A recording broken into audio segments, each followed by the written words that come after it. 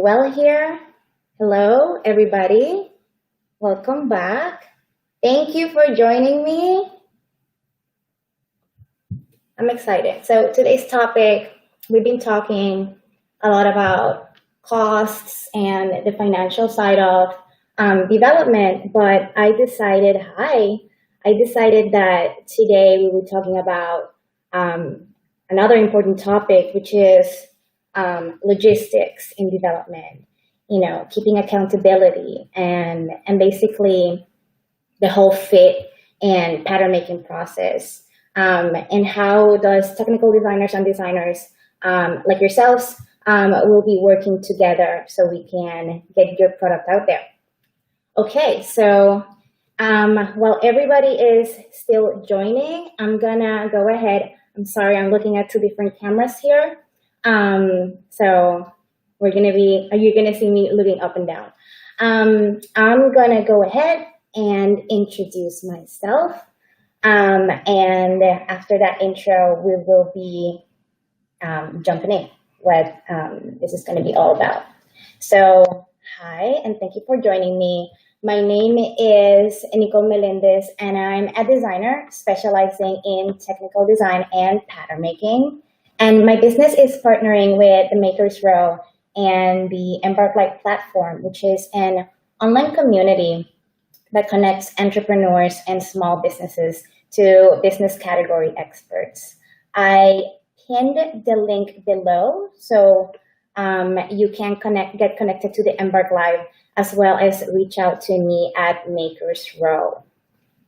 Welcome, everybody. For those of you who are new today, really quickly, the main focus of my business is to help bridge the communication gap between concept and sample. The way we do that is by helping designers create the foundations needed for factories to develop samples or even bulk produce a line. That includes pattern making, tech packs, graded specs, which are sizes, fit development, construction information, and technical design related, as well as working with your factory or your production team. Can everybody hear me okay? Can I have a little thumbs up to make sure that everybody can hear me absolutely fine? Yes? Okay. So just as a friendly reminder, this live is being recorded via Restream. Thank you, Maren. And if you miss some of my points or if I miss some of your questions, you can replay the live by going to Makers Row IGTV or to Facebook, and you can play and pause as many times as you like and reach out to me with any questions, whether via Makers Row or you can reach me out via IGTV, the Facebook. Feel free to reach out to me. My link at Makers Row is makersrow.com/Nicole-Melendez. Okay, so today we will be talking about how to effectively go through the pattern making and the fitting process to meet strict deadlines, as you guys know, and keep both ends accountable, both you guys, the designers, and myself and my team as the technical designers and the factories we're going to be working with. And the aim of today's topic is to help you keep the development costs under control, as well as answer important questions on keeping accountable to deadlines or timelines, while the product development team materializes your idea. So let's dig in. I changed the position of the other camera. So the guys at Facebook and YouTube are gonna mainly see my forehead. So I apologize about that. So the fitting process, let's go through it really quickly. It starts after the first pattern is drafted and a sample is cut using the first pattern draft. The fitting process usually goes through two to three rounds of sampling per style. That would be the first fit, the second fit, and the pre-production sample.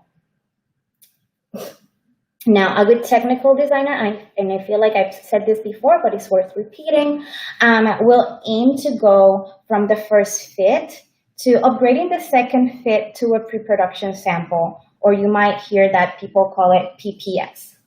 And you must ask why. So 3 things to answer that why: costs, design accuracy, and production calendar. So out of those 3, let's break them down. Number 1, to cut on sampling cost. Depending on where that sample is made, at least within the US, sample costs can range from $100 to $350 per sample. It could go up. So cost is definitely one of the reasons why we try to keep this fittings to 2. Number 2, design accuracy. To make sure that we're working closely with the designer's vision by taking detailed notes of their expectations and needs of the functionality of the design. So these notes can be then communicated to the pattern maker accurately, while the technical designer works with making sure the specs are working harmoniously. And number 3, to make sure we keep on track with the production calendar, because if samples are not approved on time, they will not be produced on time.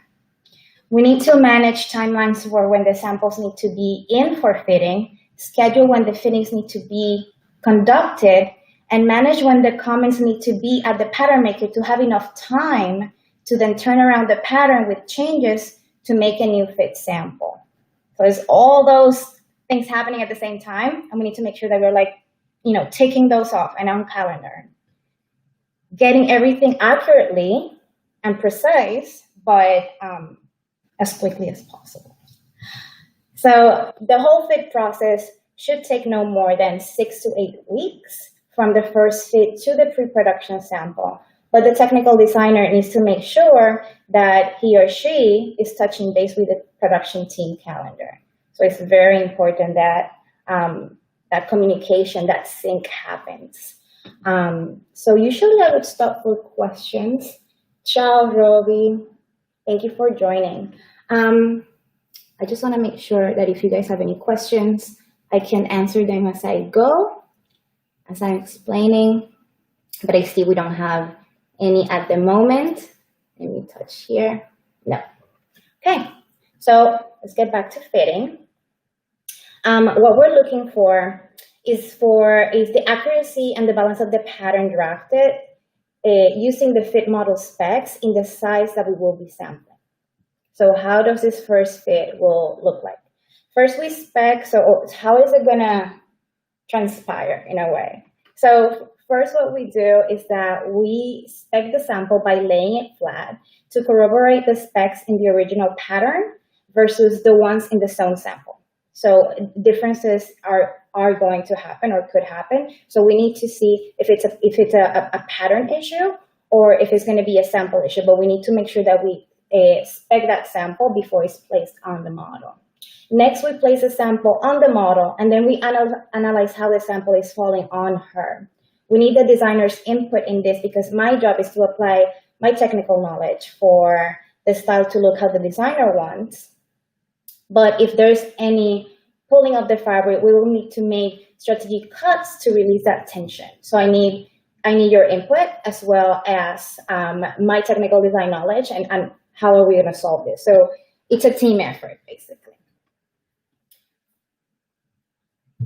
The amount that we will be opening up, if we need to cut anything open, we need to add it on the pattern and revise all the specs related to this area. If there's any sagging, this excess fabric, we need to pin it and therefore remove from the pattern and balance on all other related areas. Hi, I'm gonna make a quick stop because I see a question. We're pleased to introduce ourselves as a leading manufacturer and exporter of sportswear and activewear accessories. Hi, thank you for joining. Okay, so I'm gonna continue. After the tech designer is done pinning and making all those notes as well as taking pictures of the models from back and side, the sample needs to be prepped to go to the factory or to the pattern maker to make those changes on the flat pattern. This is where the communication is key among the team because not everyone not everyone in the team basically speaks the same language, right? We will need both notes and the physical reference to clearly communicate across the board. Therefore, the sample needs to be marked and comments pinned on it. And all comments with images need to be logged into the tech pack with all the changes made so that we can follow up on these notes and analyze the second fit sample. This is the time to make any design changes. Once that second fit is in to fit it after that first fit, design changes are not recommended, because what you're going to do is that you're going to delay your hard deadlines, and we might not meet your expectations at that point. You guys cannot hear me? No voice? Hello? Sorry, I have someone telling me that you guys cannot hear me. Let me know. Okay. So that was a lot of information. For you to see how this looks like in a corporate document, I'm giving away today a mock example so that you can see how this is logged in your tech pack. So you can message me via the Makers Row using the link at the bottom of the screen to get this. Perfect. Thank you so much. So I was just saying that I'm gonna everything that I just explained on how the fit works, and the pattern making process, and how we all work together. And you can see how, thank you, Stephanie, how that is logged. I have a giveaway today. So if you reach me out at makersrow.com/Nicole-Melendez, you will be able to get this tech pack with an example of how a fitting is logged, how the images are going to look, and how we logged all the details to be able to get that second fit ready and prepped to hopefully upgrade it to a pre-production sample. Okay, so being meticulous during this first fit will give a higher probability that when the second fit sample comes in, the changes are minimal or close to none, and this second fit can be upgraded to the pre-production sample, which I've been explaining. What that means is that this sample can be regarded as a sample to follow for bulk production for fit, layout, and proportion. So the factory can actually use it as a sew-by to start the production process, basically.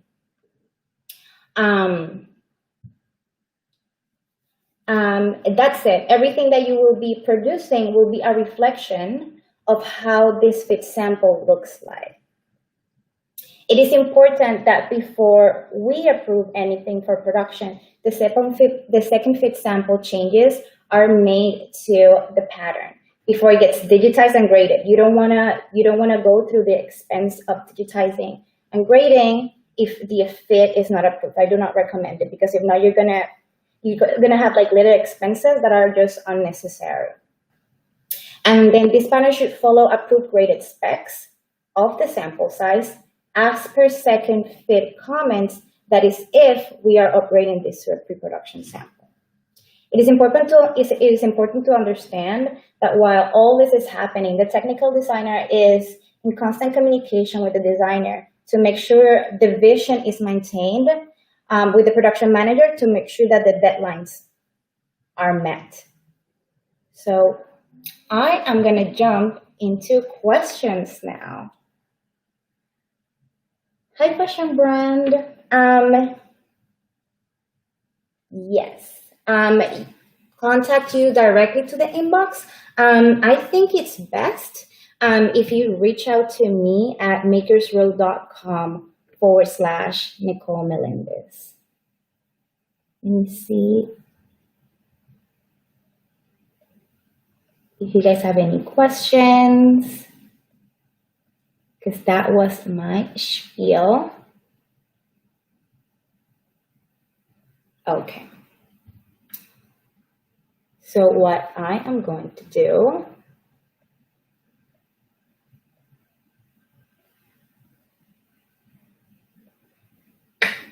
hi Maren, question, is it an industry norm to do 2 fittings, or does this change by designer? No, the norm is usually to do 3. You have the first fit, the second fit, and the pre-production. The reason I mentioned that usually technical designers, if you're senior enough, you are contributing to the budget and what is being spent. So one of the main reasons, and I hope this answers your question, we try to keep it to 2 is costs, because samples are expensive. So definitely costs, keeping the design accuracy, and make sure that we are working closely with your vision. So we want to make sure that the more samples you make, the more you're like, I want to change this and I want to change this. And then you'll never get basically to the production stage. So we try to keep it to 2 or 3, definitely 3. Anything past the 3rd sample, we need to like take a step back and see if like, is there a communication issue among, designer, technical designer, pattern maker? So is there a communication issue among the team? Is it a sewing issue? And, and address your sewers or whoever is working on your sample on this. So that's the reason why it definitely industry 3, anything after 3, we need to check. I try to keep it to 2, and then make sure, and then number 3, the 3rd point why I try to keep it to 2 is because we need to keep the production calendar. Usually you're making one style or 2 or 3, but at the same time, regardless if you're making one style, if you're making 5 or you're making 10, what you want to do is make sure that you're keeping track of those deadlines within production to make sure that you don't take forever to get your product out there. Hope that answers your question. Another question: how do we determine what all needs to be in a tech pack when manufacturer hasn't been finalized yet? So what needs to be in a tech pack? So that happens to be one of my specialties. Usually in a tech pack, you have, it's an instruction manual on how to make this garment. So if you're working with a technical designer, you will have, and you can have a development tech pack and an almost done finalized tech pack, because we will develop a graded spec for you. So it is very important to have a technical sketch, and it could be 2 or 3 views, depending if you need to show the inside, usually for jackets or anything that has inside construction, pockets, whatever you need to do an inside view. So you have your technical sketches. Definitely you need a page with like construction callouts, because the factory won't really be able to develop a garment if they don't have instructions on how to. So I always suggest to bring to the factory not only your fabrications, your trims, but a tech pack basically puts all that information there. How is this garment going to be finished? What the design, because there's a sketch. How is it going to be finished? What's the construction behind it?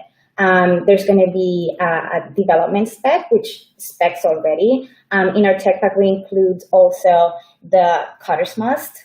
That's for the pattern maker. Usually, well, a technical designer would know, once you do all the construction callouts, you can actually break down what are the pattern pieces, and you can then take that and work alongside your pattern maker. But you need to make sure that you're in constant communication with them, so nothing falls through the cracks. So what needs to be in a tech pack before the manufacturer? A lot of things. So construction, BOM, bill of materials, you should have that in your tech pack. If you can, definitely the cutter's must. It might change your cutter's must for sure, but at least you have something that speaks your pattern maker's language, and then you guys can work on your design from there. Technical sketches, very important. A development spec. Usually I put the graded spec. It's not finalized, of course, but it's there in the tech pack. All your fabric information, who is the suppliers, it has swatches of it or pictures of it, the colors that it's going to be developed in. And you also have a cut order sheet. So because they're going to ask you, once we sample this, what are you going to produce? And the graded spec gives you an idea what sizes are you going to be producing. So all that is in the tech pack, and all that gives a lot of information to the factory to be able to accurately develop your design. So Carlos, I hope that answers your question. Another question: what do you recommend when trying to find a fit model, but living in a market where there are many There are many during COVID times. Oh, okay. So there's an exciting question. So there's another live that I did on how to do a live fitting remotely. And it's great. I mean, with our clients, we've done it and it works out perfectly. But what do I recommend? So if you have, if you are your model specs, if you have specs where you want to do your sample size from, we can use you as a model or a friend or whatever. Definitely, I'm not going to go in detail on it, on how to do it here, because it's definitely in that live. So you can reach out to me and I can forward that live to you if you want.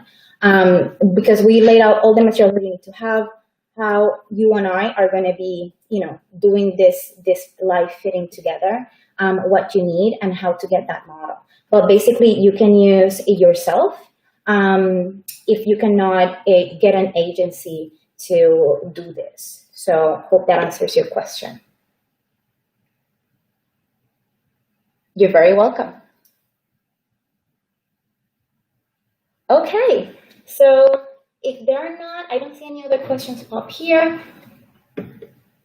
If you guys don't have any more questions, please reach out to me at the link below so that you can get your giveaway and that example of a tech pack of how we basically log in all the comments and the pictures and everything related to how to effectively do this in a timely manner. Yes, reach out to me and definitely I can forward that live to you. It was an amazing live. And yes, remote fittings are not an issue. It gets the designer, the models, and I even linked in the other day somebody that had their target client, so they could also pitch in during the fitting. So it was very interesting. Yes, thank you. All right, guys, thank you for joining in. This was a lot of fun today. But all right, our time is up. But I hope that the fitting process discussed today sheds some light in how exactly a technical designer manages the fitting process and what it can do for your apparel line. So once again, thank you so much for tuning in at Makers Row and the Embark Live platform. And make sure that you click on the link at the bottom of the screen, both in that screen and in this screen, and join. And here you will find many experts that are available to you to help bring your product to market, like myself. So you can reach out to me on the Makers Row site at makersrow.com/Nicole Melendez. So I'll see you guys next week. Have a great day. Bye.